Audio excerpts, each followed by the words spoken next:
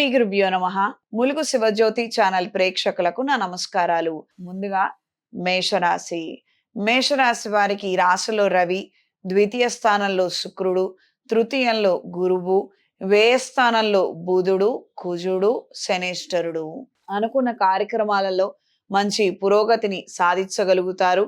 శుభకార్యాల వ్యవహారాలలో అనుకున్న మార్పులు ఏర్పడతాయి.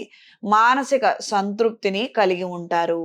ఈర్ష, ద్వేషం, అసూయతో కొంతమంది చేస్తున్నటువంటి పనులు కావచ్చు, కొన్ని రకాలైనటువంటి గొడవలు కావచ్చు, వీటితో మీరు విసిగి వేసారిపోయే అవకాశం ఉంటుంది.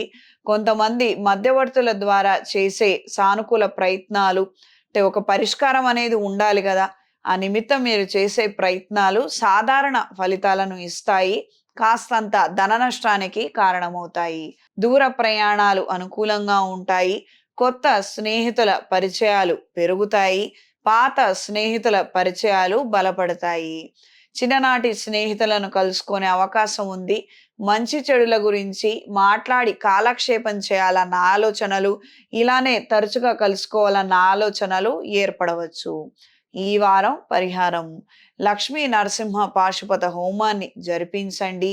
స్వామివారి అష్టోత్తరాన్ని చదువుతూ ఎరుపు పువ్వులతో అర్చన చెయ్యండి. ఈ యొక్క పరిహారం చేయటం వలన నరదిష్టి తొలగిపోతుంది. అనుకున్న కార్యక్రమాలలో మంచి పురోగతిని సాధించగలుగుతారు. ఉద్యోగంలో, వ్యాపారంలో మంచి అభివృద్ధిని పొందగలుగుతారు. ఈ రాశిలో జన్మించిన స్త్రీలకు కొత్త రుణాలు తీసుకునే పరిస్థితులు ఏర్పడతాయి.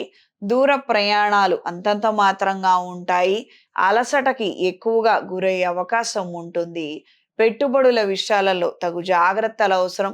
ఎవరో మీ టాలెంట్ని గుర్తించారని, మిమ్మల్ని ఏదో ప్రోత్సహిస్తున్నారని, మీరు ఉద్యోగం మానుకొని వస్తే వాళ్ళేదో మీకు అండగా ఉంటారని మాత్రం ఎట్టి పరిస్థితుల్లో ఎవరిని నమ్మద్దు.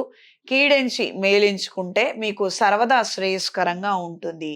ఈ రాశిలో జన్మించిన వారికి ఈ వారం కలిసొచ్చే రంగు ఎరుపు, కలిసొచ్చే దిక్కు ఉత్తరం, కలిసొచ్చే సంఖ్య 2. సర్వే జనా సుఖినో భవంతు.